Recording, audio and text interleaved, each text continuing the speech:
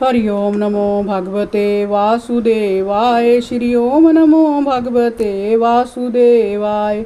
भगवान श्री कृष्ण आपने को छिपाए हुए थे, लोगों के सामने ऐसी चेष्टा करते थे मानो कोई मनुष्य हो, परंतु उन्होंने बलराम जी के साथ ऐसी लीलाएं भी की हैं, ऐसा पराक्रम भी प्रकट किया है जो मनुष्य नहीं कर सकते। कालयुग को आया जानकर इस वैष्णव क्षेत्र में हम दीर्घकालीन सत्र का संकल्प करके बैठे हैं। श्री हरि की कथा सुनने के लिए हमें अवकाश प्राप्त है। जय कालयुग अंतःकरण की पवित्रता और शक्ति का नाश करने वाला है, इससे पार पाना कठिन है। जैसे समुद्र से पार जाने वालों के को कर्णधार मिल जाए, उसी प्रकार इससे पार पाने की इच्छा रखने वाले हम लोगों से ब्रह्मा ने आपको मिलाया है। धर्म रक्षक ब्राह्मण भक्त जोगेश्वर भगवान श्री कृष्ण के अपने धाम में पधार जाने पर धर्म ने अब किसकी शरण ली है, जय बताइए। इति श्री मद्भागवत महापुराणे परमहंसे संहिताये प्रथम स्कंदे नैमिषोपाख्याने प्रथम अध्याय।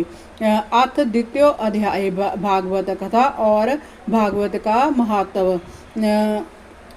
श्री व्यास जी कहते हैं, शौनकादि ब्रह्मवादी ऋषियों के जय प्रश्न सुनकर रोमहर्ष के पुत्र उग्र शर्वा को बड़ा ही आनंद हुआ। उनके ऋषियों के इस मंगलमय प्रश्न का अभिनंदन करके कहा आरंभ किया। सूत जी ने कहा, जिस समय श्री सुखदेव जी का यज्ञोपवीत संस्कार भी नहीं हुआ था, सूत का लौकिक वैदिक कर्मों के अनुष्ठान का अवसर भी नहीं आया था, उन्हें अकेले ही संन्यास लेने के उद्देश्य से जाते देखकर उनके पिता व्यास जी विरह से कातर होकर पुकारने लगे, बेटा बेटा। उस समय तन्मय होने के कारण श्री सुखदेव जी की ओर से वृक्षों ने उत्तर दिया, ऐसे सबके हृदय में विराजमान श्री सुखदेव मुनि को मैं नमस्कार करता हूँ। जय श्रीमद् भागवत अत्यंत गोपनीय रहस्यमय तक प्राण है। जय भागवत स्वरूप का अनुभव कराने वाला और समस्त वेदों का सार है। संसार में फंसे हुए जो लोग इस घोर अज्ञानांधकार से पार जाना चाहते हैं, उनके लिए आध्यात्मिक तत्वों को प्रकाशित कराने वाला जय एक अद्वितीय दीपक है। वास्तव में उन्हीं पर करुणा करके बड़े बड़े मुनियों के आचार्य श्री सुखदेव जी ने इसका वर्णन किया है। मैं उनकी शरण ग्रहण करता हूँ।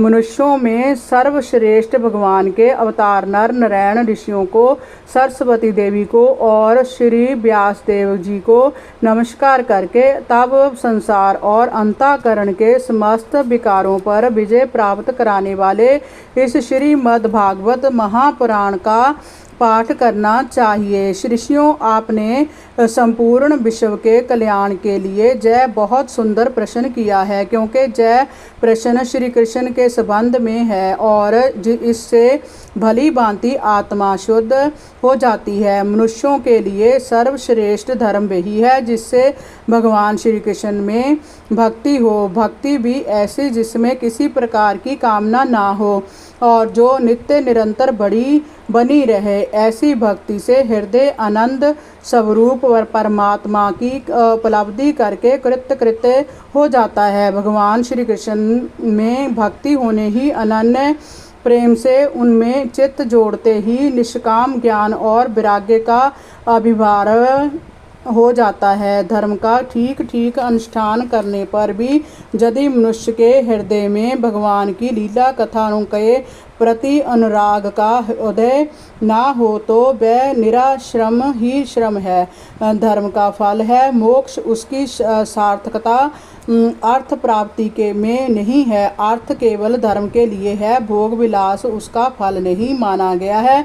भोग विलास का फल इंद्रियों को तृप्त करना नहीं है, उसका प्रयोजन है केवल जीवन निर्वाह। जीवन का फल भी तत्व ज्ञान सा है। बहुत कर्म करके स्वर्ग आदि प्राप्त करना उसका फल नहीं है। तत्व वेता लोग ज्ञाता और ज्ञेय के भेद से रहित अखंड अद्वितीय सच्चिदानंद स्वरूप ज्ञान को भी ही तत्व कहते हैं। उसी को कोई ब्रह्म, कोई परमात्मा और कोई भगवान के नाम से पुकारते हैं। हरि ओम नमो भगवते वासुदेवाय। श्री ओम नमो भगवते वासुदेवाय।